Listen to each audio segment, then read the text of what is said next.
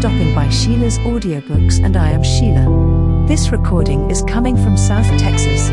All stories on this recording are in the public domain per United States copyright law. This story is about blue-blooded mama's boy Waldo Emerson Smith-Jones is swept overboard during a South Seas voyage for his lifelong ill health. Washed ashore on an uncharted South Pacific island, desperately tries to survive. Attacked by a tribe of cliff dwellers and saved by a cave princess, Nadara. His bookish education has not prepared him to cope with these surroundings, and he is a coward. She teaches him the language, how to swim, how to fish, and basic woodcraft, as he begins to realize that he does not know everything. Nadara warns him that a newcomer to her tribe must fight the strongest men, who have killed many.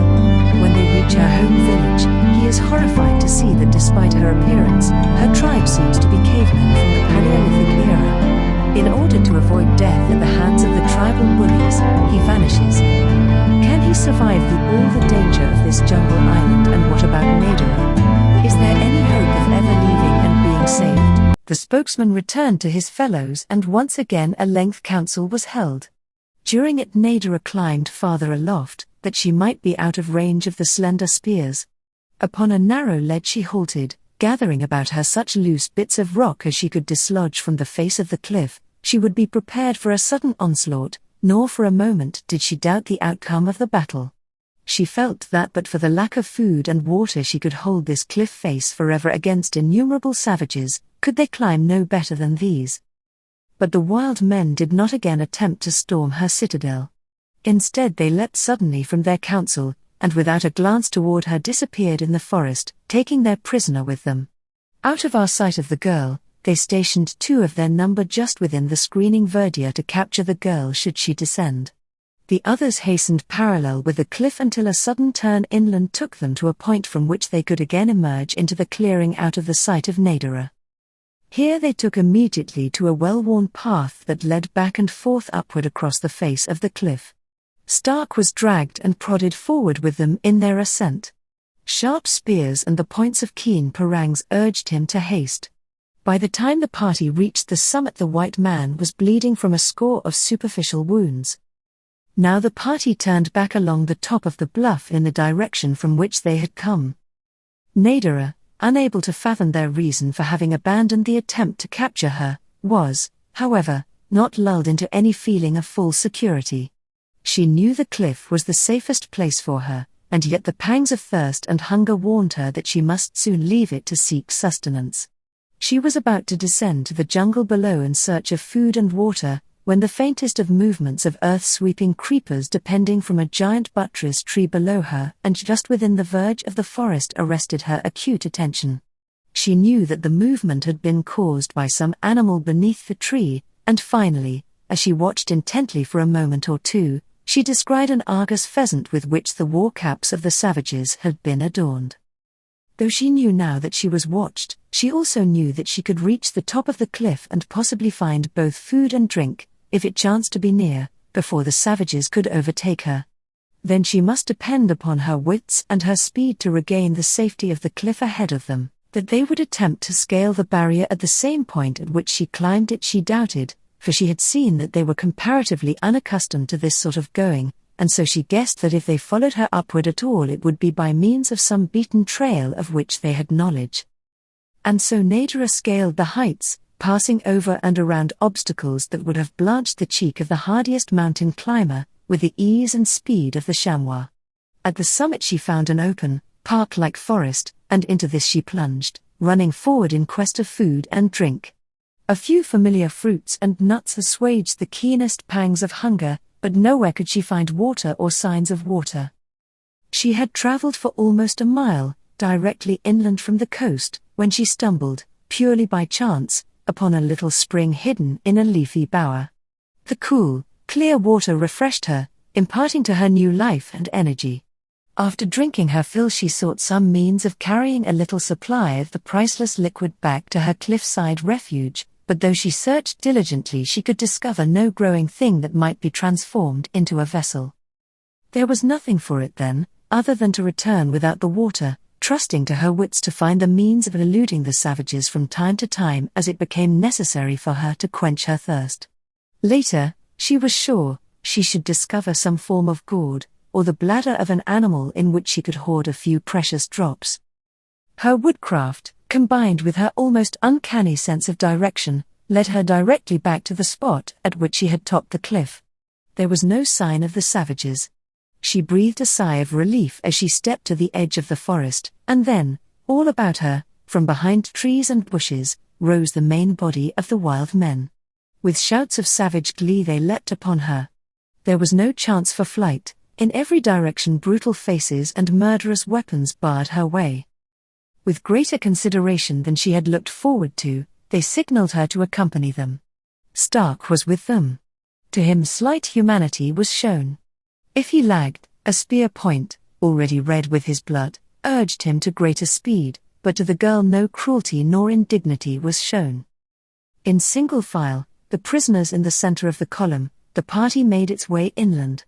All day they marched, until Stark, unused to this form of exertion, staggered and fell a dozen times each mile. Nadara could almost have found it in her heart to be sorry for him, had it not been for the fact that she realized all too keenly that but for his own bestial brutality neither of them need have been there to be subjected to the present torture, and to be tortured by anticipation of horrors to come. To the girl it seemed that her fate must be 1,000-fold more terrible than the mere death the man was to suffer, for that these degraded savages would let him live seemed beyond the pale of reason. She prayed to the God of which her Thanda had taught her for a quick and merciful death, yet while she prayed she well knew that no such boon could be expected. She compared her captors to Court and Flatfoot, with Big Fist and Thurg, nor did she look for greater compassion in them than in the men she had known best. Late in the afternoon it became evident that Stark could proceed no farther unless the savages carried him. That they had any intention of so doing was soon disproved. The first officer of the Priscilla had fallen for the 20th time. A dozen vicious spear thrusts failed to bring him staggering and tottering to his feet as in the past.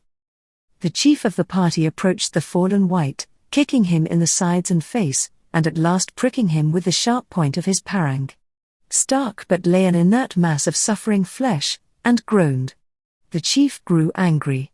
He grasped the white man around the body and raised him to his feet, but the moment that he released him Stark fell to the earth once more. At last the warrior could evidently control his rage no further. With a savage whoop he swung his parang aloft, bringing it down full upon the neck of the prostrate wight. The head, grinning horribly, rolled to Nadara's feet. She looked at it, lying there staring up at her out of its black and sightless eyes, without the slightest trace of emotion.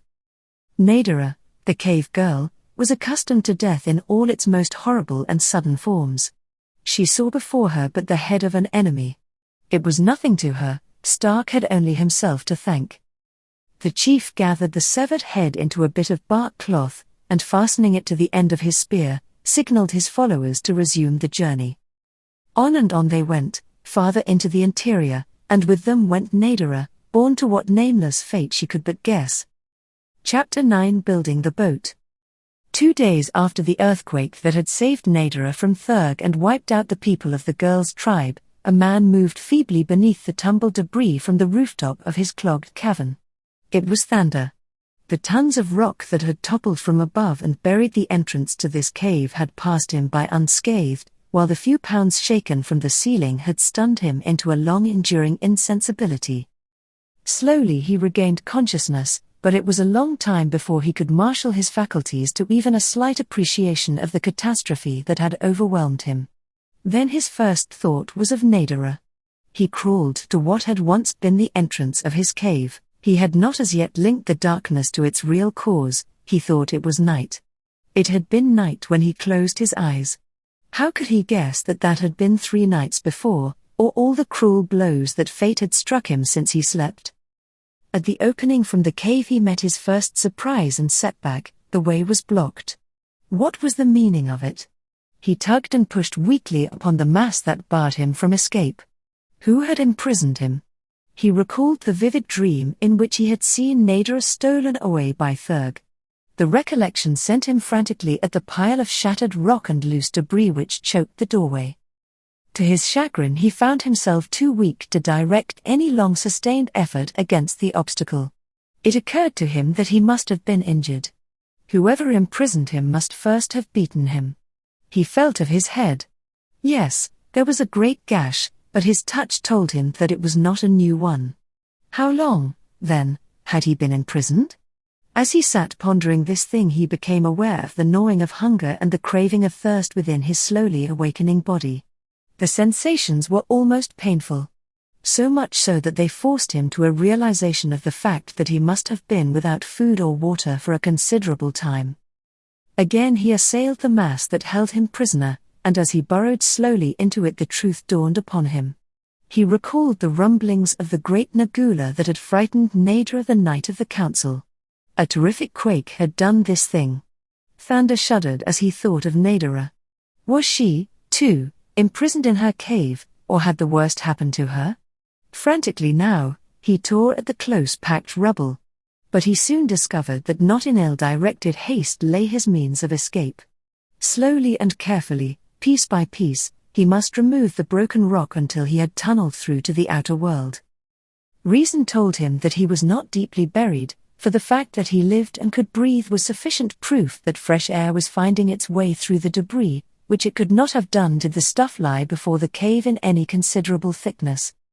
Weak as he was, he could work but slowly, so that it was several hours later before he caught the first glimpse of daylight beyond the obstacle. After that he progressed more rapidly, and presently he crawled through a small opening to view the wreckage of the shattered cliff. A flock of vultures rose from their hideous feast as the sight of Thanda disturbed them. The man shuddered as he looked down upon the grisly things from which they had risen. Forgetting his hunger and his thirst, he scrambled up over the tortured cliff face to where Nadara's cave had been. Its mouth was buried as his had been. Again he set to work, but this time it was easier. When at last he had opened a way within, he hesitated for fear of the blighting sorrow that awaited him. At last, nerving himself to the ordeal, he crawled within the cave that had been Nadara's. Groping about in the darkness, expecting each moment to feel the body of his loved one cold in death, he at last covered the entire floor. There was no body within. Hastily he made his way to the face of the cliff again, and then commenced a horrible and pitiful search among the ghastly remnants of men and women that lay scattered about among the tumbled rocks. But even here his search was vain, for the ghoulish scavengers had torn from their prey every shred of their former likenesses. Weak, exhausted, sorrow-ridden and broken, Thanda dragged himself painfully to the little river. Here he quenched his thirst and bathed his body. After, he sought food, and then he crawled to a hole he knew of in the river bank, and curling up upon the dead grasses within, slept the sun around. Refreshed and strengthened by his sleep and the food that he had taken, Thanda emerged from his dark warren with renewed hope. Nadara could not be dead. It was impossible. She must have escaped and be wandering about the island. He would search for her until he found her. But as day followed day and still no sign of Nadara or any other living human being, he became painfully convinced that he alone of the inhabitants of the island had survived the cataclysm. The thought of living on through a long life without her cast him into the blackest pit of despair. He reproached heaven for not having taken him as well, for without Nadara life was not worth living. With the passage of time his grief grew more rather than less acute. As it increased, so too increased the horror of his loneliness. The island became a hated thing, life a mockery. The chances that a vessel would touch the shore again during his lifetime seemed remote indeed, unless his father sent out a relief party, but in his despair he did not even hope for such a contingency. He would not take his own life, though the temptation was great, but he courted death in every form that the savage island owned. He slept out upon the ground at night. He sought Nagula in his lair, and armed only with his light lance he leapt to close quarters with every one of the great cats he could find. The wild boars, often as formidable as Nagula himself, were hunted now as they never had been hunted before. Thanda lived high those days, and many were the panther pelts that lined his new-found cave in the cliff beside the sea, the same cliff in which Nadara had found shelter, and from whence she had gone away with a search party from the Priscilla. One day as Thander was returning from the beach where he often went to scan the horizon for a sail, he saw something moving at the foot of his cliff. Thander dropped behind a bush, watching. A moment later the thing moved again and Thander saw that it was a man. Instantly he sprang to his feet and ran forward. The days that he had been without human companionship had seemed to drag themselves into as many weary months. Now he had reached the pinnacle of loneliness from which he would gladly have embraced the devil had he come in human guise. Thander ran noiselessly. He was almost upon the man, a great, hairy brute, before the fellow was aware of his presence. At first the fellow turned to run, but when he saw that Thander was alone he remained to fight. "I am Roof," he cried, "and I can kill you." The familiar primitive greeting no longer raised Thander's temperature or filled him with the fire of battle. He wanted companionship now, not a quarrel. "I am Thander," he replied. The slow-witted hulking brute recognized him, and stepped back a pace. He was not so keen to fight now that he had learned the identity of the man who faced him. He had seen Thander in battle. He had witnessed Thurg's defeat at the hands of this smooth-skinned stranger. "Let us not fight," continued Thander. "We are alone upon the island. I have seen no other than you since the great Nagula came forth and destroyed the people. Let us be friends, hunting together in peace. Otherwise one of us must kill the other and thereafter live always alone until death releases him from his terrible solitude." Roof peered over Thander's shoulder toward the wood behind him. "Are you alone?" he asked. "Yes, have I not told you that all were killed but you and I?" "All were not killed," replied Roof. "But I will be friends with Thander. We will hunt together and cave together. Roof and Thander are brothers." He stooped, and gathering a handful of grass advanced toward the American. Thander did likewise, and when each had taken the peace offering of the other and rubbed it upon his forehead, the ceremony of friendship was complete, simple but none the less effectual, for each knew that the other would rather die than disregard the primitive pact. "You said all were not killed, Roof," said Thander, the ceremony over. "What do you mean?" "All were not killed by the great Nagula," replied the bad man. "Thurg was not killed, nor was she who was Thander's mate, she whom Thurg would have stolen." "What?" Thander almost screamed the question. "Nadara is not dead?" "Look," said Roof, and he led the way to the foot of the cliff. "See." "Yes," replied Thander, "I had noticed that body, but what of it?" "It was Thurg," explained Roof. "He sought to reach your mate, who had taken refuge in that cave far above us. Then came some strange men who made a great noise with sticks and Thurg fell dead. The loud noise had killed him from a great distance. Then came the strange men and she whom you call Nadara went away with them." "In which direction?" cried Thander. "Where did they take her?" "They took her to the strange cliff in which they dwelt, the one in which they came. Never saw man such a thing as this cliff. It floated upon the face of the water. About its face were many tiny caves, but the people did not come out of these. They came from the top of the cliff, and clambering down the sides floated ashore in hollow things of wood. On top of the cliff were 2 trees without leaves, and only very short upright branches. When the cliff went away, black smoke came out of it from a short black stump of a tree between the 2 trees. It was a very wonderful thing to see, but the most wonderful of all were the noise sticks that killed Thurg and Nagula a long way off." Not half of Roof's narrative did Thander hear. Through his brain roared and thundered a single mighty thought: Nadara lives. Nadara lives. Life took on a new meaning to him now. He trembled at the thought of the chances he had been taking. Now, indeed, must he live. He leapt up and down, laughing and shouting. He threw his arms about the astonished Roof, whirling the troglodyte about in a mad waltz. "Nadara lives. Nadara lives." Once again the sun shone, the birds sang, nature was her old, happy, carefree self. Nadara was alive and among civilized men. But then came a doubt. Did Nadara go willingly with these strangers, he asked Roof, or did they take her by force? "They did not take her by force," replied Roof. They talked with her for a time, and then she took the hand of one of the men in hers, stroking it, and he placed his arm about her. Afterward they walked slowly to the edge of the great water where they got into the strange things that had brought them to the land, and returned to their floating cliff. Presently the smoke came out, as I have told you, and the cliff went away toward the edge of the world. But they are all dead now. What? Yelled Thunder. Yes, I saw the cliff sink, very slowly when it was a long way off, until only the smoke was coming out of the water. Thunder breathed a sigh of relief. Point, he said, to the place where the cliff sank beneath the water. Roof pointed almost due north. There, he said.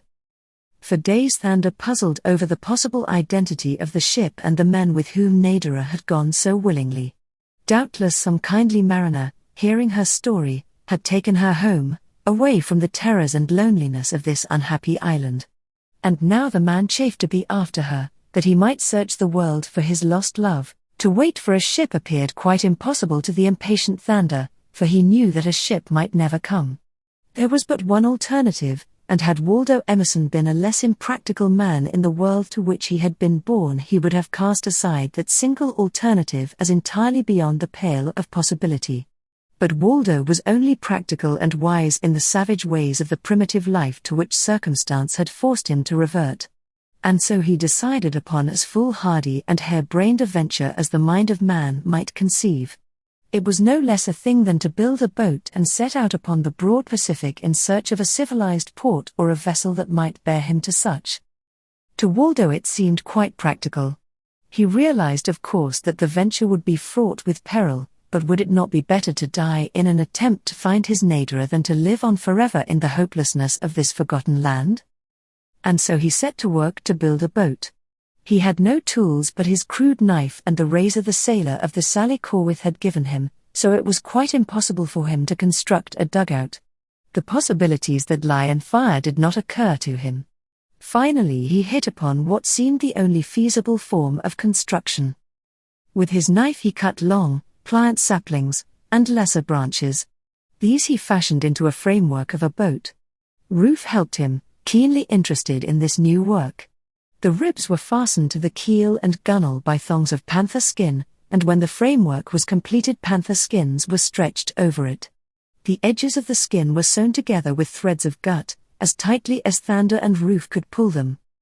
A mast was rigged well forward, and another panther skin from which the fur had been scraped was fitted as a sail, square-rigged. For rudder Thunder fashioned a long slender sapling, looped at one end, and the loop covered with skin laced tightly on. This, he figured, would serve as both rudder and paddle, as necessity demanded. At last all was done. Together Thunder and Roof carried the light, crude skiff to the ocean.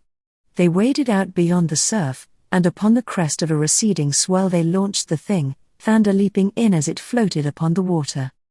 The sail was not taken along for this trial.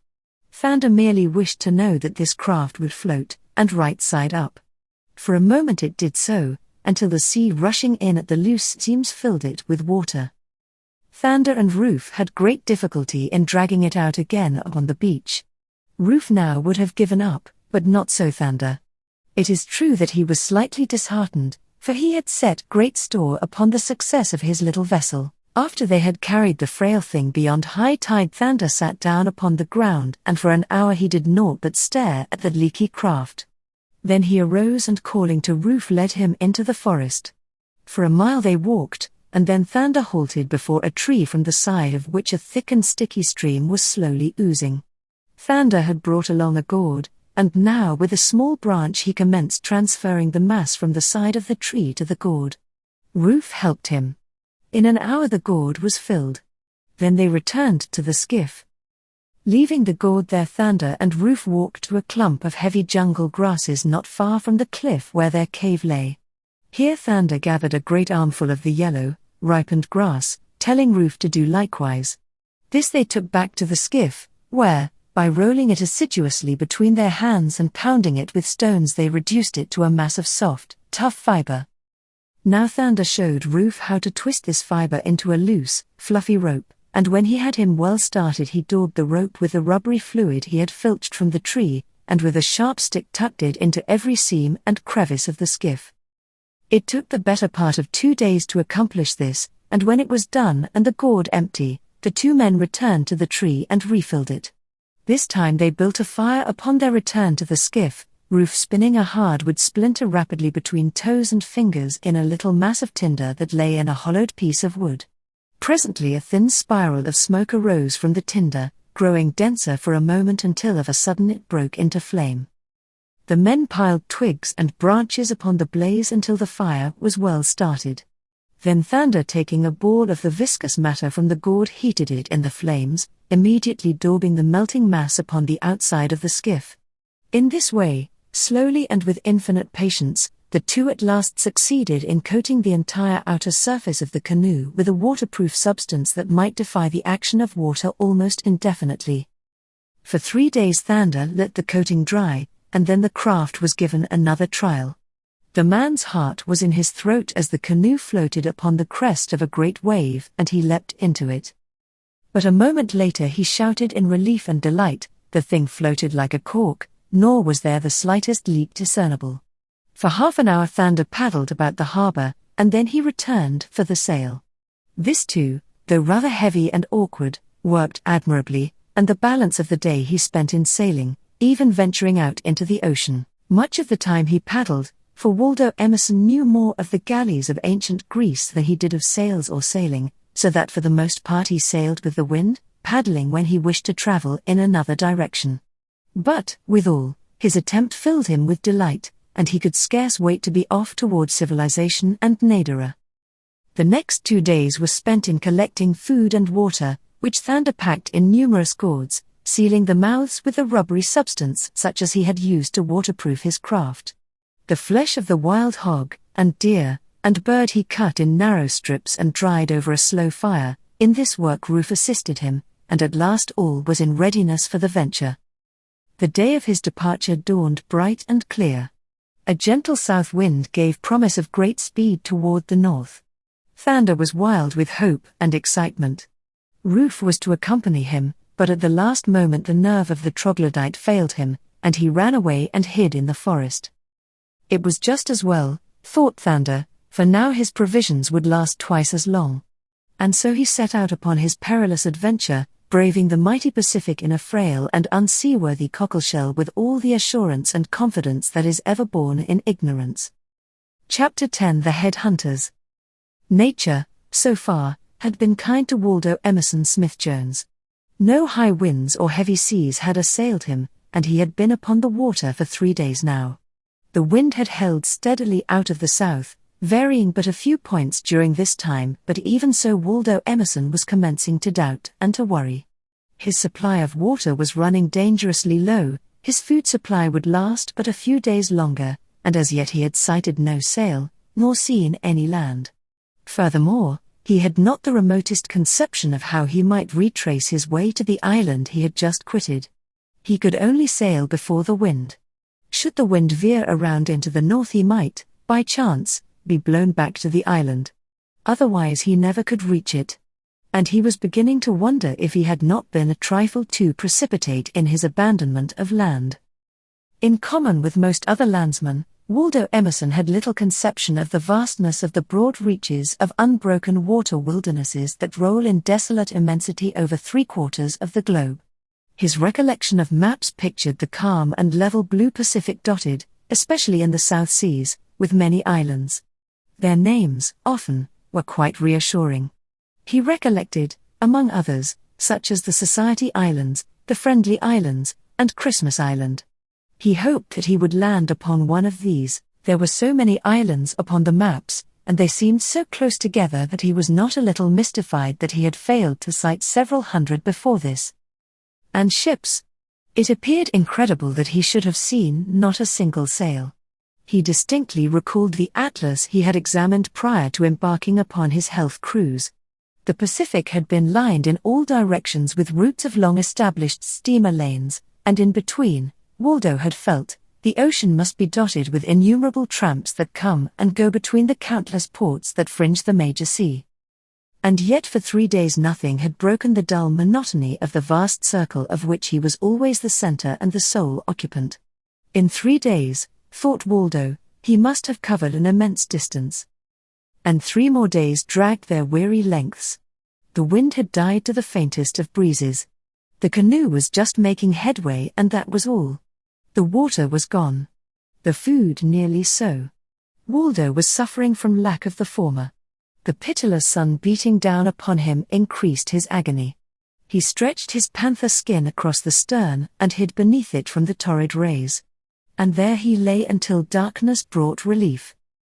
During the night the wind sprang up again, but this time from the west. It rose, and with it rose the sea. The man, clinging to his crude steering oar, struggled to keep the light craft straight before the wind, which was now howling fearfully, while great waves, hungry and wide-jawed, raced after him like a pack of ravenous wolves. Thander knew that the unequal struggle against the mighty forces of the elements could not endure for long.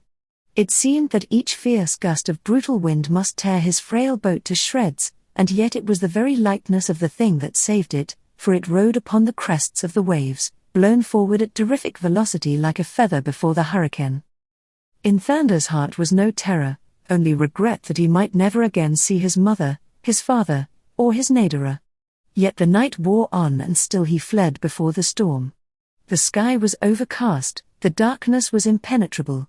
He imagined all about him still the same wide, tenantless circle of water, only now storm-torn and perpendicular and black, instead of peacefully horizontal and soothingly blue-green.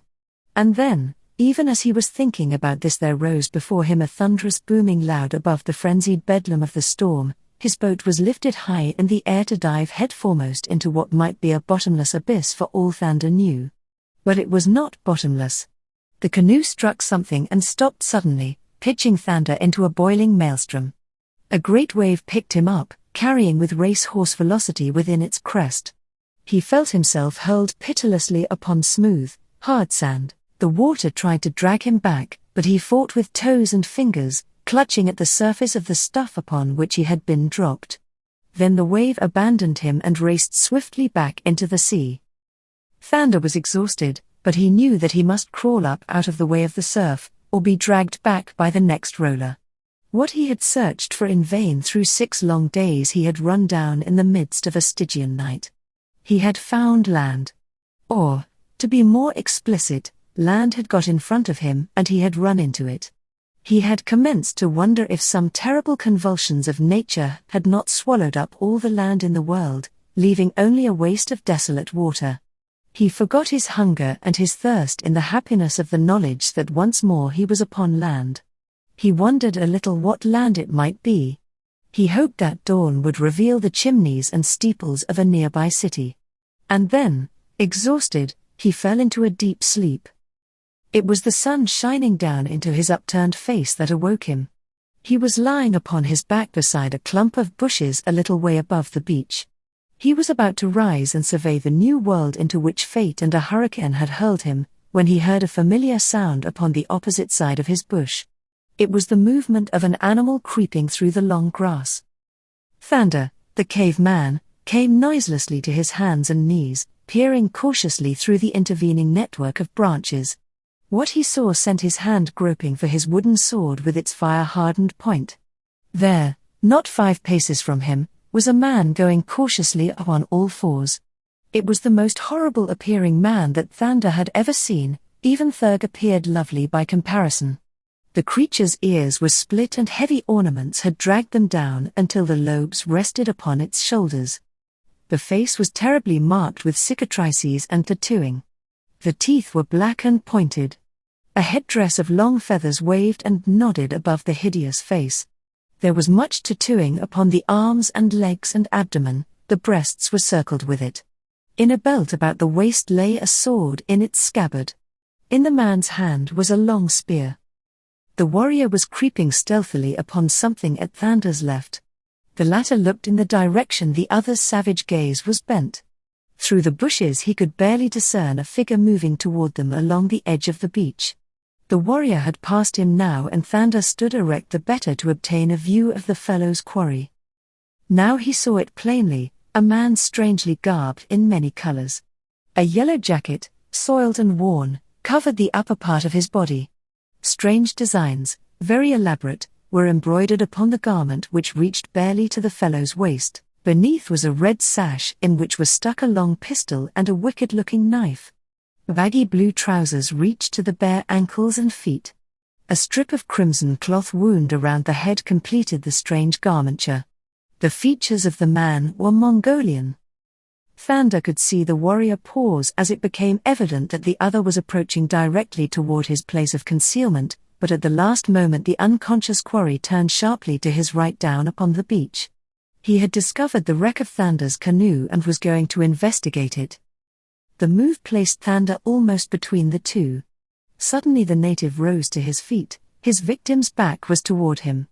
Grasping his spear in his left hand, he drew his wicked-looking sword and emerged cautiously from the bushes.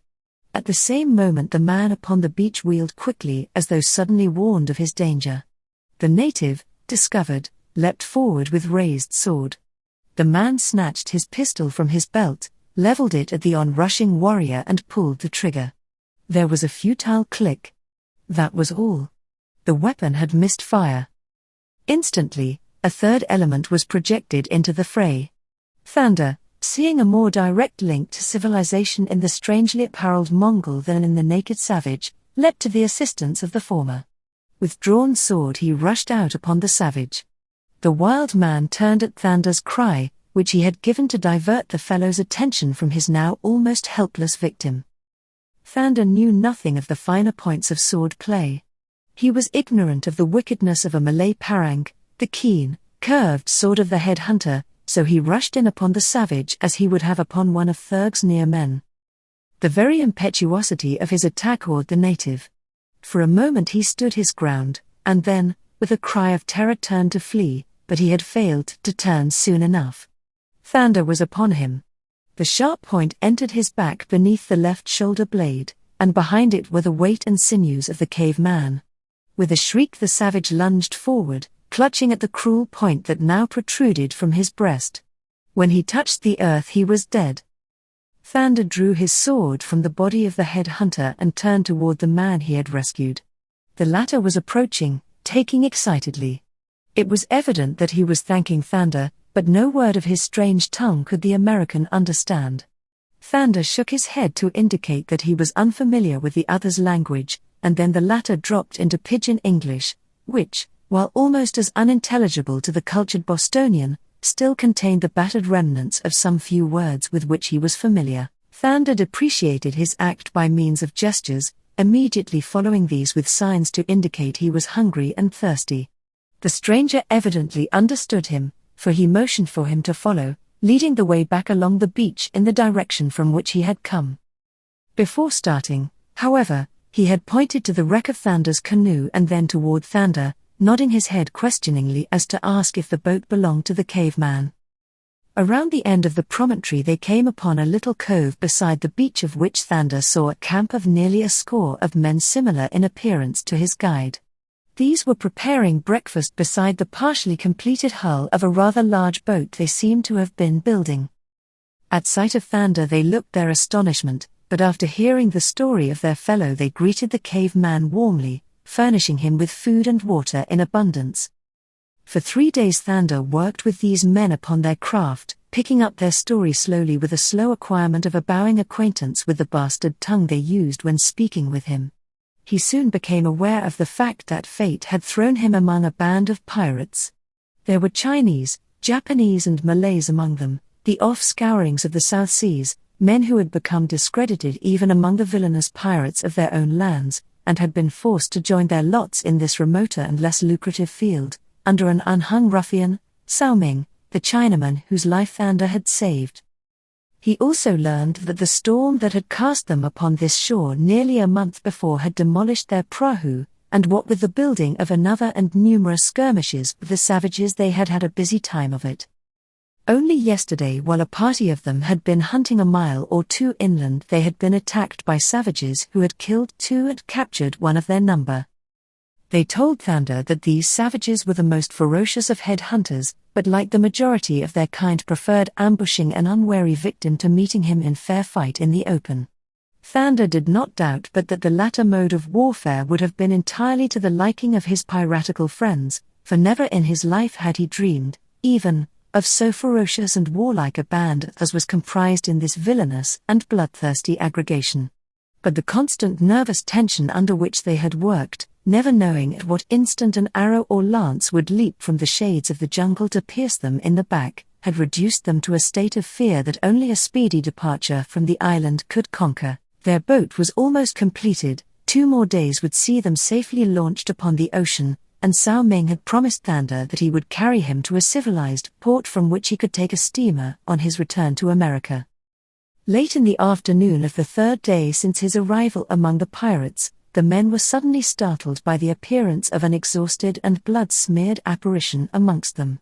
From the nearby jungle the man had staggered to fall halfway across the clearing, spent. It was Balloon, he who had been captured by the headhunters the day before Thander had been cast upon the shore.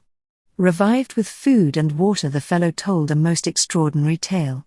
Even from the meager scraps that were afterward translated into pidgin English for Thander, the Bostonian learned that Balloon had been dragged far inland to a village of considerable size. Here he had been placed in a room of one of the long houses to await the pleasure of the chief.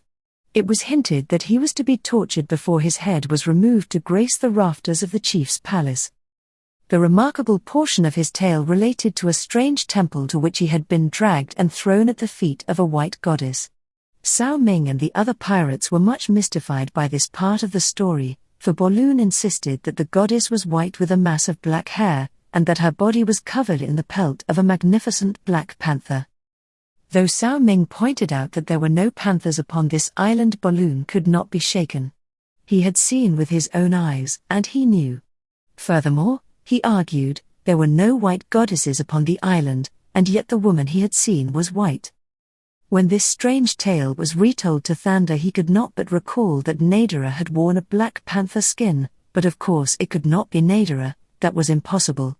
But yet he asked for a further description of the goddess, the color of her eyes and hair, the proportions of her body, her height. To all these questions Balloon gave replies that but caused Thander's excitement to wax stronger. And then came the final statement that set him in a frenzy of hope and apprehension. Upon her left hand was a great diamond, said Balloon. Thander turned toward Sao Ming. I go inland to the temple, he said, to see who this white goddess may be. If you wait 2 days for me and I return, you shall have as much gold as you ask in payment. If you do not wait, repair my canoe and hide it in the bushes where the man hid who would have killed you but for Thander. I shall wait 3 days, replied Sao Ming. Nor will I take a single fun in pay. You saved the life of Sao Ming, that is not soon to be forgotten. I would send men with you, but they would not go. They are afraid of the headhunters. 2. Will I repair your canoe against your coming after the 3rd day, but, and he shrugged, you will not come upon the 3rd day, nor upon the 4th, nor ever, Thander. It is better that you forget the foolish story of the frightened Balloon and come away from the accursed land with Sao Ming. But Thander would not relinquish his intention, and so he parted with the pirates after receiving from Balloon explicit directions for his journey toward the mysterious temple and the white goddess who might be Nadara, and yet who could not be. Straight into the tangled jungle he plunged, carrying the spear and parang of the headhunter he had killed, and in the string about his loins one of the long pistols of a dead pirate. This latter Sao Ming had forced upon him with a supply of ammunition. Chapter 11 The Rescue. It was dusk of the 2nd day when Thander, following the directions given him by Balloon, came to the edge of the little clearing within which rose the dingy outlines of many long houses raised upon piles. Before the village ran a river. Many times had Thander crossed and recrossed this stream, for he had become lost twice upon the way and had to return part way each time to pick up his trail. In the center of the village the man could see the outlines of a loftier structure rearing its head above those of the others. As darkness fell, Thander crept closer toward his goal, the large building which Balloon had described as the temple. Beneath the high raised houses the caveman crept, disturbing pigs and chickens as he went, but their noise was no uncommon thing, and rather than being a menace to his safety it safeguarded him, for it hid the noise of his own advance. At last he came beneath a house nearest the temple. The moon was full and high. Her brilliant light flooded the open spaces between the buildings, casting into black darkness the shadows beneath. In one of these Thander lurked. He saw that the temple was guarded. Before its only entrance squatted 2 warriors. How was he to pass them? He moved to the end of the shadow of the house beneath, which he spied as far from the guards as possible, but still discovery seemed certain were he to attempt to rush across the intervening space. He was at a loss as to what next to do. It seemed foolish to risk all now upon a bold advance. The time for such a risk would be when he had found the goddess and learned if she were Nadara, or another, but how might he cross that strip of moonlight and enter the temple past the 2 guards without risk? He moved silently to the far end of the building, in the shadows of which he watched. For some time he stood looking across at his goal, so near, and yet seemingly infinitely further from attainment than the day he had left the coast in search of it. He noted the long poles stuck into the ground at irregular intervals about the structure. He wondered at the significance of the rude carving upon them, of the barbaric capitals sometimes topped by the headdress of a savage warrior, again by a dried and grinning skull, or perhaps the rudely chiseled likeness of a hideous human face. Upon many of the poles were hung shields, weapons, clothing and earthenware vessels. One especially was so weighted down by its heterogeneous burden that it leaned drunkenly against the eaves of the temple. Thander's eye followed it upward to where it touched the crudely shingled roof. The suggestion was sufficient: where his eye had climbed he would climb. There was only the moonlight to make the attempt perilous. If the clouds would but come. But there was no indication of clouds in the star-shot sky. He looked toward the guards. They lolled at the opposite end of the temple, only one of them being visible. The other was hidden by the angle of the building. The back of the fellow whom Thander could see was turned toward the caveman. If they remained thus for a moment he could reach the roof unnoticed. But then there was the danger of discovery from one of the other buildings. An occasional whiff of tobacco smoke told him that some of the men were still awake upon the verandas where most of the youths and bachelors slept. Thander crawled to where he could see the only veranda which directly faced the portion of the temple he had chose for his attempted entrance. For an hour he watched the rising and falling glow of the cigarettes of 2 of the native men, and listened to the low hum of their conversation. The hour seemed to drag into an eternity, but at last the glowing butt of first one cigarette and then another was flicked over into the grass and silence reigned upon the veranda. For half an hour longer Thander waited. The guards before the temple still squatted as before. The one Thander could see seemed to have fallen asleep, for his head drooped forward upon his breast. The time had come. There was no need of further delay or reconnaissance. If he was to be discovered, that would be the end of it, and it would not profit him one iota to know a second or so in advance of the alarm that he had been detected. So he did not waste time in stealthy advance, or in much looking this way and that. Instead he moved swiftly, though silently, directly across the open, moonlit space to the foot of the leaning pole. He did not cast a glance behind nor to the right nor left. His whole attention was riveted upon the thing in hand. Thander had scaled the rickety, toppling saplings of the cliff dweller for so long that this pole offered no greater difficulties to him than would an ordinary staircase to you or me. First he tested it with eyes and hands to know that it rested securely at the top and that beneath his weight it would not move noisily out of its present position. Assured that it seemed secure, Thander ran up it with the noiseless celerity of a cat. Gingerly he stepped upon the roof, not knowing the manner of its construction, which might be weak thatching that would give beneath him and precipitate him into the interior beneath. To his surprise and consternation he found that the roof was of wood, and quite as solid as one could imagine. It had been his plan to enter the temple from above, but now it seemed that he was to be thwarted, for he could not hope to cut silently through a wooden roof with his parang in the few hours that intervened before dawn. He stooped to examine the roof minutely with eyes and fingers. The moonlight was brilliant. In it he could see quite well. He pulled away the thin palm frond thatch. Beneath were shingles hand-hewn from billion. In each was a small square black hole through which passed a strip of rattan that bound the shingle to the frame of the roof. Thander lifted away the thatching over a little space some 2 feet square. Then he inserted the point of his keen parang beneath a rattan tie string, and an instant later had lifted aside a shingle. Another and another followed the first until an opening in the roof had been made large enough to easily admit his body. Thander leaned over and peered into the darkness beneath. He could see nothing. His own body was between the moon and the hole in the roof, shutting out the rays of the satellite from the interior. The man lowered his legs cautiously over the edge of the hole. Feeling about, his feet came in contact with a rafter. A moment later his whole body had disappeared within the temple. Clinging to the edge of the hole with one hand, Thander squatted upon the rafter above the temple floor. Now that his body no longer closed the aperture in the roof, moonlight poured through it, throwing a brilliant flood upon a portion of the floor at the opposite side of the interior. The balance was feebly lighted by the diffused moonlight. The temple seemed to consist of a single large room. In the center was a raised platform, and also about the walls. From the rafters hung baskets containing human skulls, one hung directly in the moonlight beneath Thander. He could see its grisly contents plainly. His eyes followed the moonlight toward the area which it touched upon the far side of the room. It reminded Waldo Emerson of a spotlight thrown from the gallery of theater upon the stage. Directly in the center of the light a woman lay asleep upon the platform. Thander's heart stood still. About her figure was wrapped the glossy hide of Nagula.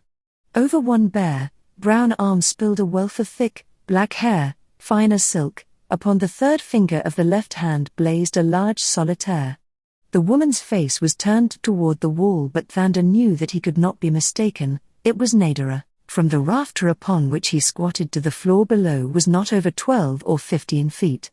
Thander swung downward, clinging to the rafter with his hands, and dropped, cat-like, upon his naked feet to the floor below. The almost noiseless descent was sufficient, however, to awaken the sleeper. With the quickness of a panther she swung around and was upon her feet facing the man almost the instant he alighted. The moonlight was now full upon her face. Thander rushed forward to take her in his arms. "Nadara," he whispered. "Thank God." The girl shrank back. She recognized the voice and the figure, but her Thander was dead. How could it be that he had returned from death? She was frightened. The man saw the evident terror of her action, and paused. "What is the matter, Nadara?" he asked. "Don't you know me? Don't you know Thander?" "Thander is dead," she whispered. The man laughed. In a few words he explained that he had been stunned, but not killed, by the earthquake. Then he came to her side and took her in his arms. "Do I feel like a dead man?" he asked. She put her arms about his neck and drew his face down to hers. She was sobbing. Thander's back was toward the doorway of the temple. Nadara was facing it. As she raised her eyes to his again, her face went deadly white, and she dragged and pushed him suddenly out of the brilliant patch of moonlight. "The guard?" she whispered. "I just saw something move beyond the door." Thander stepped behind one of the tree trunks that supported the roof, looking toward the entrance. Yes, there was a man even now coming into the temple. His eyes were wide with surprise as he glanced upward to the hole in the roof. Then he looked in the direction of the platform upon which Nadara had been sleeping. When he saw that it was empty, he ran back to the doorway and called his companion. As he did so, Thander grasped Nadara's hand and drew her around the opposite side of the temple where the shadows were blackest, toward the doorway. They had reached the end of the room when the two warriors came running in, jabbering excitedly. One of them had passed halfway across the temple, and Thander and Nadara had almost reached the door when the second savage caught sight of them. With a cry of warning to his companion, he turned upon them with drawn parang. As the fellow rushed forward, Thander drew the pistol the pirates had given him and fired point blank at the fellow's breast.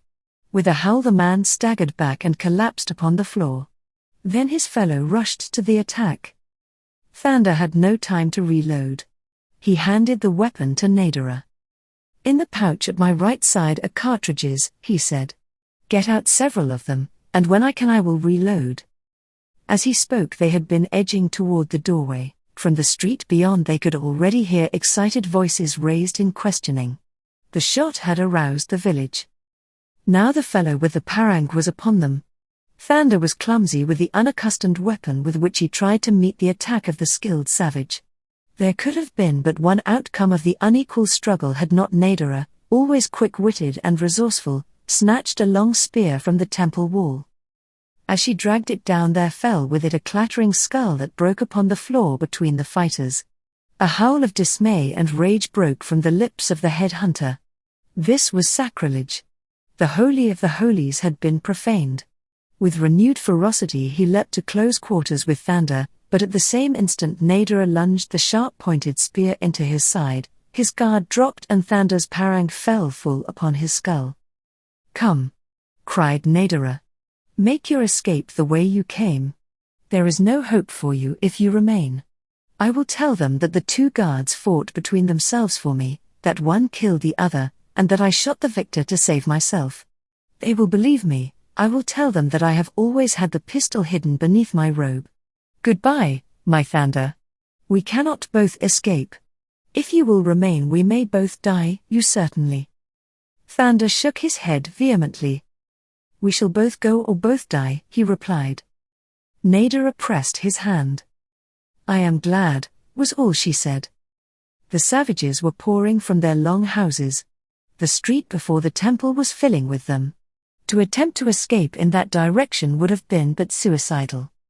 "Is there no other exit?" asked Thander. "There is a small window in the back of the temple," replied Nadara, "in a little room that is sometimes used as a prison for those who are to die, but it lets out into another street which by this time is probably filled with natives." "There is the floor," cried Thander. "We will try the floor there." He ran to the main entrance to the temple and closed the doors. Then he dragged the two corpses before them. And a long wooden bench. There was no other movable thing in the temple that had any considerable weight.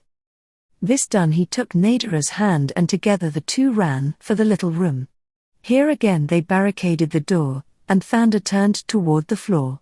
With his parang he pried up a board, it was laid but roughly upon the light logs that were the beams. Another was removed with equal ease, and then he lowered Nadara to the ground beneath the temple. Clinging to the piling, Thander replaced the boards above his head before he, too, dropped to the ground at Nadara's side. The streets upon either side of the temple were filled with savages. They could hear them congregating before the entrance to the temple where all was now quiet and still within. They were bolstering their courage by much shouting to the point that would permit them to enter and investigate. They called the names of the guards, but there was no response. "Give me the pistol," said Thander. He loaded it, keeping several cartridges ready in his hand. Then, with Nadara at his side, he crept to the back of the temple. Pigs, rooted from their slumbers, grunted and complained. A dog growled at them. Thander silenced it with a cut from his parang. When they reached the edge of the shadow beneath the temple they saw that there were only a few natives upon this side of the structure, and they were hurrying rapidly toward the front of the building. 100 yards away was the jungle. Now a sudden quiet fell upon the horde before the temple doors. There was the sound of hammering, then a pushing, scraping noise, and presently shouts of savage rage. The dead bodies of the guardsmen had been discovered. Now, from above, came the padding of naked feet running through the temple. The street behind was momentarily deserted. "Now," whispered Thander. He seized Nadara's hand, and together the two raced from beneath the temple out into the moonlight and across the intervening space between the long houses toward the jungle. Halfway across, a belated native, emerging from the veranda of a nearby house, saw them. He set up a terrific yell and dashed toward them. Thander's pistol roared and the savage dropped, but the signal had been given and before the two reached the jungle a screaming horde of warriors was upon their heels. Thander was confused. He had lost his bearings since entering the village and the temple. He turned toward Nadara. "I do not know the way to the coast," he cried. The girl took his hand. "Follow me," she said, and to the memories of each leapt the recollection of the night she had led him through the forest from the cliffs of the bad men. Once again was Waldo Emerson Smith-Jones, the learned, indebted to the greater wisdom of the unlettered cave girl for his salvation. Unerringly Nadara ran through the tangled jungle in the direction of the coast. Though she had been but once over the way, she followed the direct line as unerringly as though each tree was blazed and signposts marked each turn. Behind them came the noise of the pursuit, but always Nadara and Thunder fled ahead of it. Not once did it gain upon them during the long hours of flight. It was noon before they reached the coast. They came out at the camp of the pirates, but to Thunder's dismay it was deserted. Sao Ming had awaited the allotted time and gone. If Thunder had but known it, the picturesque cutthroat had overstayed the promised period, and had but scarcely left when the fugitives had emerged from the jungle beside the beach. In fact, his rude craft was but out of sight beyond the northern promontory. A pistol shot would have recalled him, but Thunder did not know it, and so he turned dejectedly to search for his hidden canoe. It lay behind the little clump of bushes that had hidden Thunder the morning that he had saved Sao Ming's life, several hundred yards to the south.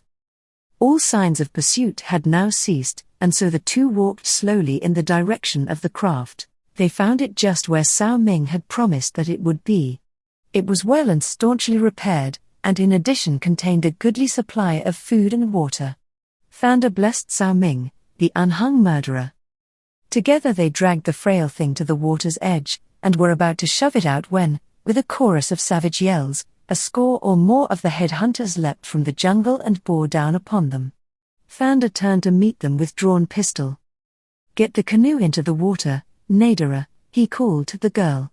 "I will hold them off until it is launched, then we may be able to reach deep water before they can overtake us." Nadara struggled with the unwieldy boat which the rollers picked up and hurled back upon her each time she essayed to launch it. From the corner of his eyes Thunder saw the difficulties that the girl was having. Already the horde was halfway across the beach, running rapidly toward them. The man feared to fire except at close range, since his unfamiliarity with firearms rendered him an extremely poor shot. However, it was evident that Nadara could not launch the thing alone, and so Thunder turned his pistol upon the approaching savages, pulled the trigger, and wheeled to assist the girl. More by chance than skill the bullet lodged in the body of the foremost headhunter. The fellow rolled screaming to the sand, and as one his companions came to a sudden halt. But seeing that Thunder was busy with the boat and not appearing to intend to follow up his shot, they presently resumed the charge. Thunder and Nadara were having all that they could attend to with the canoe, and so the savages came to the water's edge before they realized their proximity. When he saw them, Thunder wheeled and fired again, then picking the canoe up bodily above his head he struggled out through the surf, Nadara walking by his side, steadying him. After them came the savages, perhaps half a dozen of the bolder, when suddenly a great roller caught them all, pursuers and pursued, sweeping them out into deep water. Thunder and Nadara clung to the canoe, but the headhunters were dragged down by the undertow. Upon the beach, yelling, threatening and gesticulating, danced 30 or 40 baffled savages, but now Thunder and Nadara had crawled into the craft, which the outgoing tide was carrying rapidly from shore, and with the aid of the paddle were soon safely out upon the bosom of the Pacific. Safely. Chapter 12 Pirates.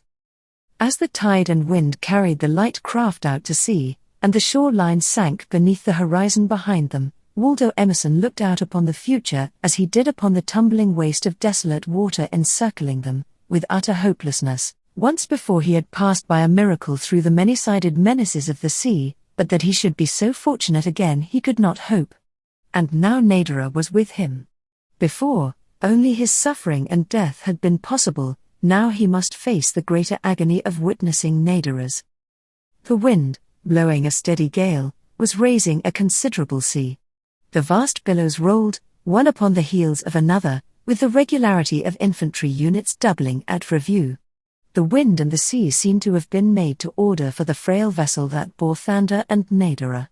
It rode the long, ponderous waves like a cork, its crude sail caught the wind and bellied bravely to it, driving the boat swiftly over the water.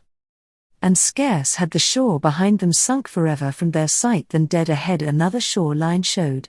Thander could scarce believe his eyes. He rubbed them and looked again. Then he asked Nadara to look. "What is that ahead?" he asked. The girl half rose with an exclamation of joy. "Land!" she cried. And land it was. The wind, driving them madly, carried them toward the north end of what appeared to be a large island. Angry breakers pounded a rocky coastline. To strike there would mean instant death to them both. But would they strike? As they neared the point of the island, it became evident to Thander that they would be borne past it. Could he hope to stem the speed of the little craft and turn it back into the sheltered water in the lee of the land? The chances were more than even that the canoe would capsize the instant he cut away the sail and attempted to paddle across the wind, as would be necessary to come about the end of the island. But there seemed no other way. He handed his parang to Nadara, telling her to be ready to cut the rawhide strips that supported the sail the instant that he gave the word. With his paddle clutched tightly in his hands, he knelt in the stern, watching the progress of the canoe past the rocky point. At this extremity of the island a narrow tongue of land ran far out into the sea. It was past the outer point of this tongue that the canoe was racing.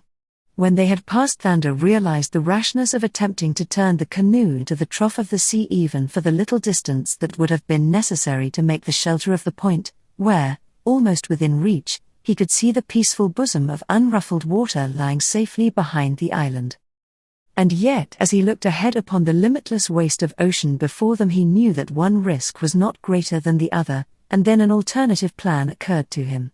He would run a short distance past the point and then turn almost directly back and attempt to paddle the canoe into the calm water, running nearly into the face of the wind, thus avoiding the dangers of the trough. There was but a single drawback to this plan, the question of his ability to drive the canoe against the gale. At least it was worth trying. He gave Nadara the word to cut down the sail, and at the same instant, the canoe being upon the crest of a wave, he bent to the paddle. As the panther skin tumbled at the foot of the rough mast, the nose of the craft swung around in reply to Thander's vigorous strokes.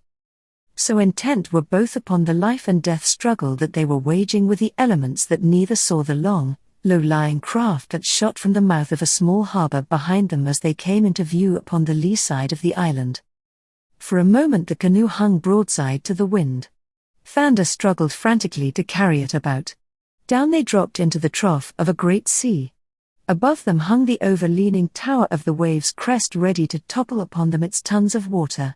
The canoe rose, still broadside, almost to the crest of the wave, then the thing broke upon them.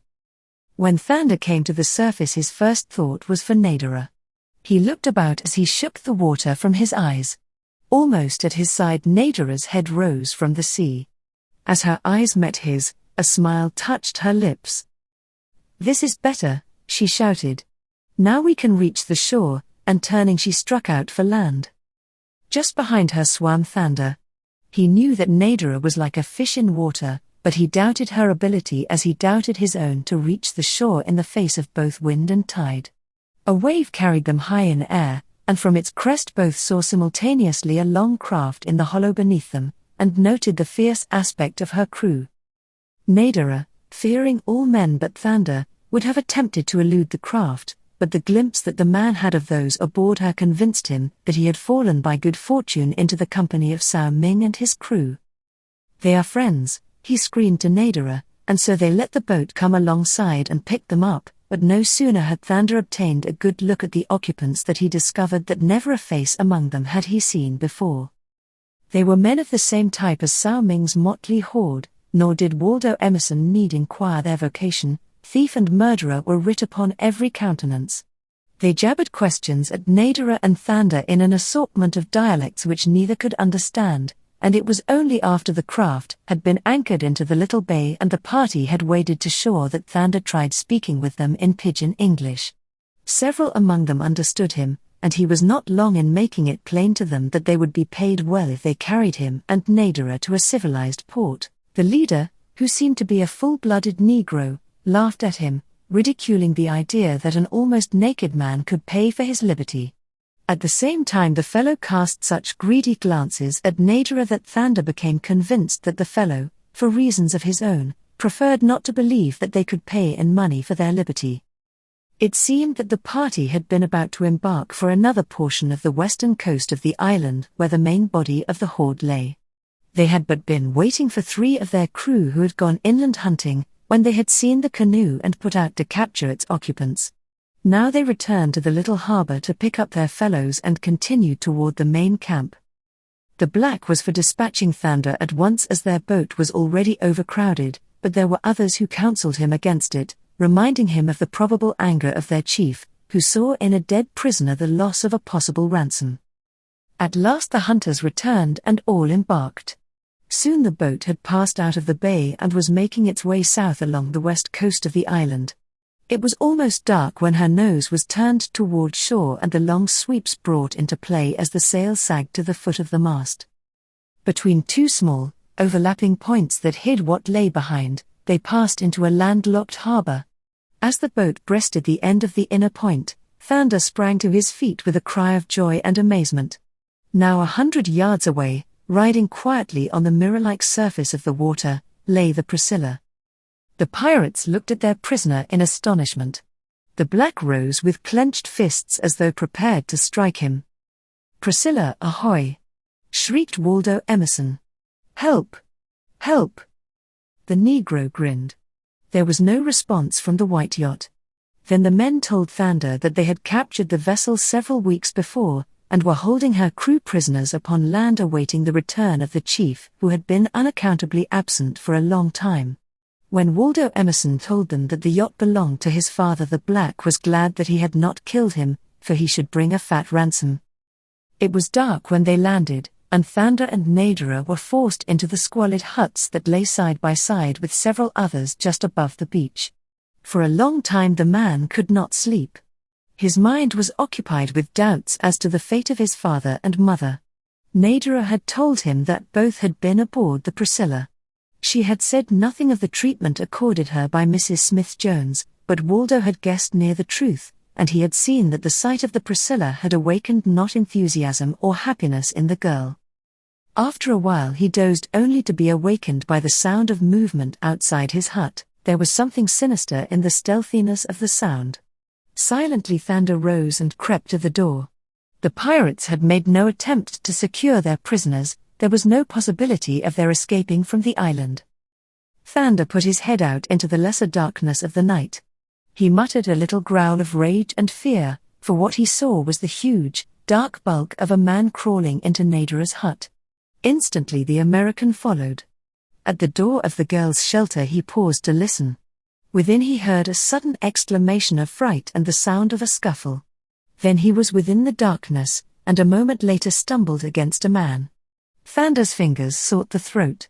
He made no sound. The other wheeled upon him with a knife. Thunder had expected it. His forearm warded the first blow, and running down the forearm of the other found the knife wrist. Then commenced the struggle within the Stygian blackness of the interior of the hut. Back and forth across the mud floor the two staggered and reeled, the one attempting to wrench free the hand that held the knife, the other seeking a hold upon the throat of his antagonist while he strove to maintain his grip on the other's wrist. The heavy breathing of the two rose and fell upon the silence of the night. That and the scuffling of their feet were the only sounds of combat. Nadara could not assist Thunder. She knew that it was he who had come to her rescue, though she could not see him. At last, with superhuman effort, the night prowler broke away from Thunder. For a moment silence reigned in the hut. None of the three could see the other. From beneath his panther skin Thunder drew the long pistol that Sao Ming had given him, but he dared not fire for fear of hitting Nadara, nor dared he ask her to speak that he might know her position, for then he would have divulged his own to his antagonist. For minutes that seemed like hours the three stood in utter silence, endeavoring to stifle their breathing. Then Thunder heard a cautious movement upon the opposite side of the room. Was it his foe, or Nadara?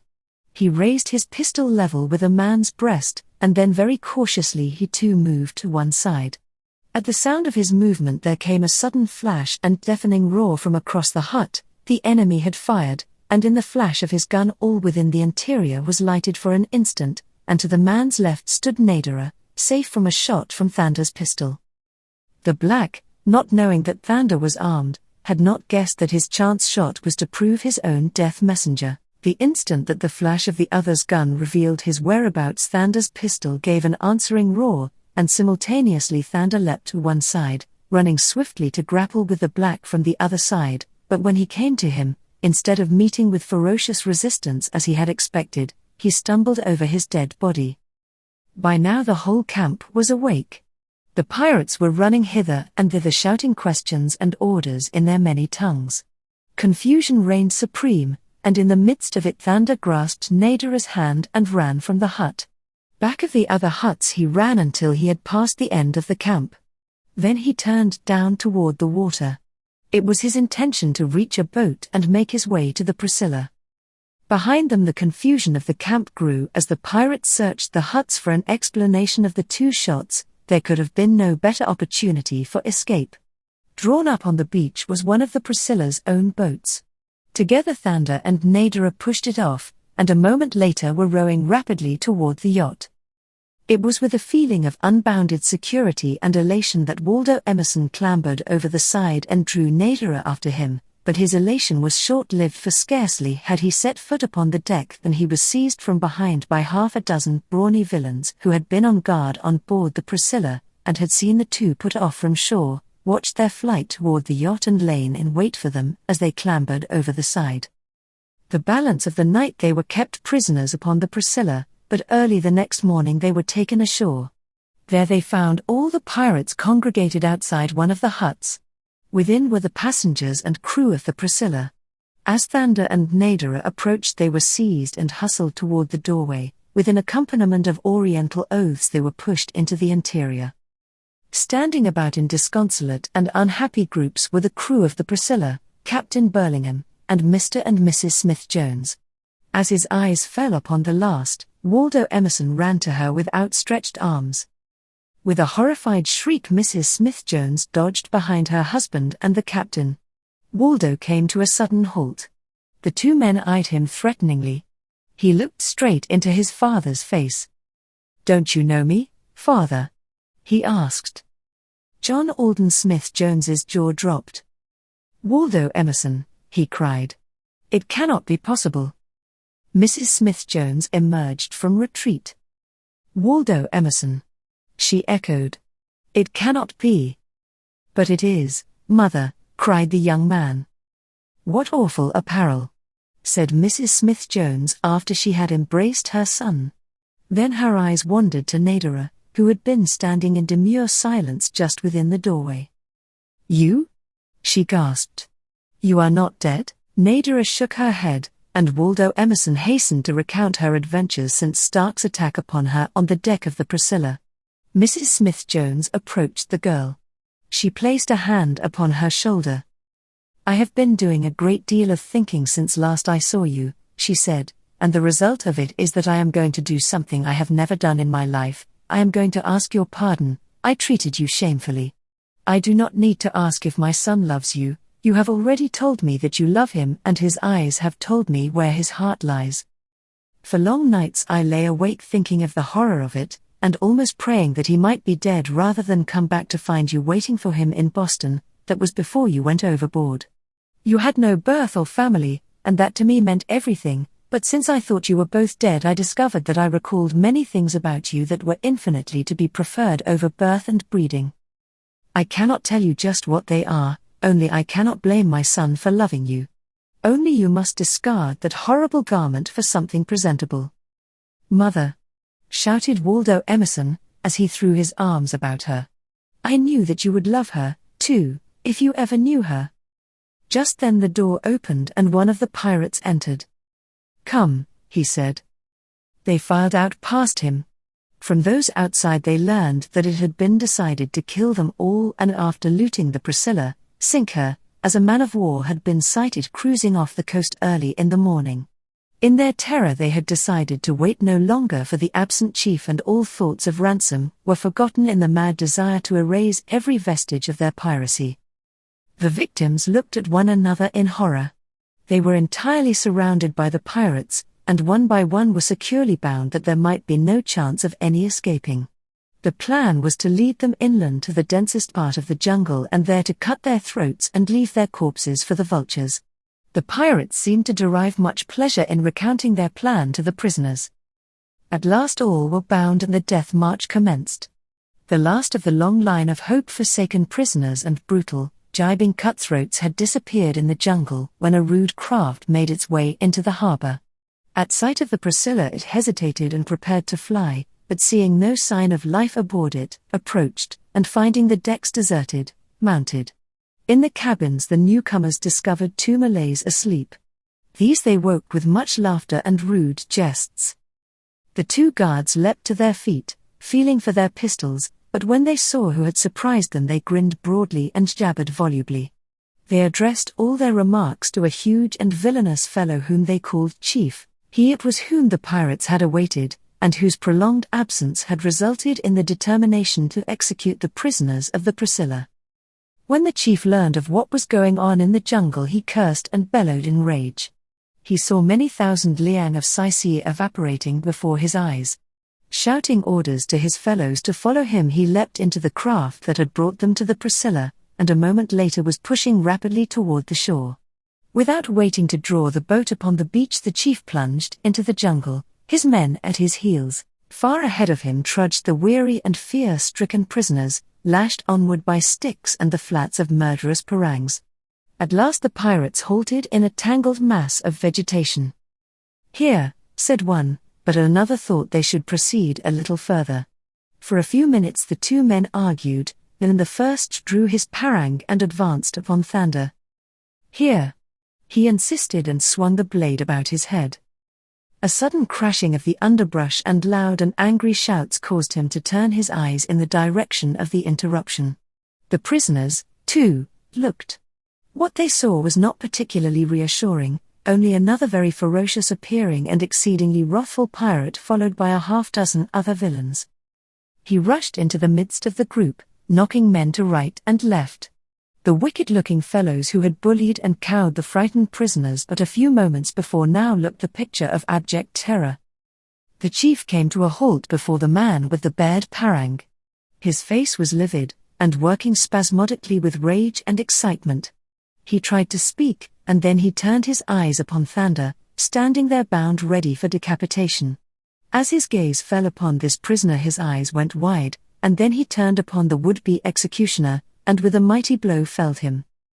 That seemed to loose his tongue, and from his mouth flowed a torrent of the most awful abuse the prisoners had ever heard. It was directed toward the men who had dared contemplate this thing without his sanction, and principally against the cowering unfortunate who had not dared rise from where his chief's heavy fist had sprawled him. "And you would have killed Thander," he shrieked. "Thander, who saved my life." And then he fell to kicking the prostrate man until Thander himself was forced to intercede in the wretch's behalf. With the coming of Sao Ming the troubles of the prisoners evaporated in thin air, for when he found that the owner of the Priscilla was Thander's father he restored the yacht and all the loot that his men had taken from it to their rightful owners. Nor would he have stopped there had they permitted him to have his way, which was no less than to behead half a dozen of his unfortunate lieutenants who had been overzealous in the performance of their piratical duties. Sao Ming's picturesque villains replenished the water casks of the Priscilla and carried aboard a plentiful table to Honolulu, the port they had chosen as their first stop. And when the preparations were completed a dozen piratical praus escorted the white yacht 100 miles upon her northward journey, firing a farewell salute with volley after volley from the little brass 6-pounders in their bows, as the tiny fleet diminished to mere specks astern, disappearing beneath the southern horizon. A white flannelled man with close-cropped blonde hair, and a slender, black-haired girl in simple shirt-waist and duck suit watched them from the deck of the Priscilla. An involuntary sigh escaped the lips of each, and they turned and looked into one another's eyes. Chapter 13 Homeward Bound. At Honolulu, Waldo Emerson Smith-Jones and Nadara were married. Before the ceremony there had been some discussions as to what name should be used in describing Nadara in the formal contract. Nadara alone seemed too brief and meaningless to the precise Mrs. Smith-Jones, but Waldo Emerson and the girl insisted that it was her name and all sufficient. So, in lieu of another name, it was finally decided by all that Nadara could not be legally improved upon. Prior to the ceremony, which took place on board the Priscilla, Mr. and Mrs. John Alden Smith-Jones, Captain Cecil Burlingham, several invited guests from amongst officials and friends in Honolulu, and the crew of the Priscilla presented gifts to the bride. Captain Burlingham, in presenting his proffered a few words in explanation of it. "To you, Nadara," he said, "these trinkets will hold a deeper meaning and greater value than to another, for they come from your own forgotten island where they lay for 20 years until, by chance, I picked them up close by the sea. The poor lady to whom they once belonged you never knew. It is quite possible that she was never upon your savage coast, and how her jewels came to be there must always remain a mystery. But two things you hold in common with her, for she was a lady and she was very beautiful." He held toward Nadara in his open palm a little worn bag of skins of small rodents, sewn together with bits of gut. At sight of it both the girl and Waldo Emerson exclaimed in astonishment. Nadara took the bag wonderingly in her hands and dumped the contents into her palm. Waldo pressed forward. "Did you know to whom these belonged?"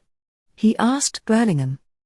"To Eugenie Marie Celeste de la Valois, Countess of Circe," replied the captain. "They belonged to Nadara's mother," returned Waldo. "Her foster parents were present at her birth and took these jewels from the poor woman's body after she had passed away. She was washed ashore in a boat in which there was only a dead man beside herself. Nadara was born that night. And so, when the clergyman had performed the marriage ceremony, he entered upon the certificate in the space provided there for the name of the woman. Nadara de la Valois, and they are living in Boston now in a wonderful home that you have seen if you ever have been to Boston and been driving about in one of those great sightseeing motor buses, for the place is pointed out to all visitors because of the beauty of its architecture and fame that attaches to the historic and aristocratic name of its owner, which, as it happens, is not Smith-Jones at all." The end.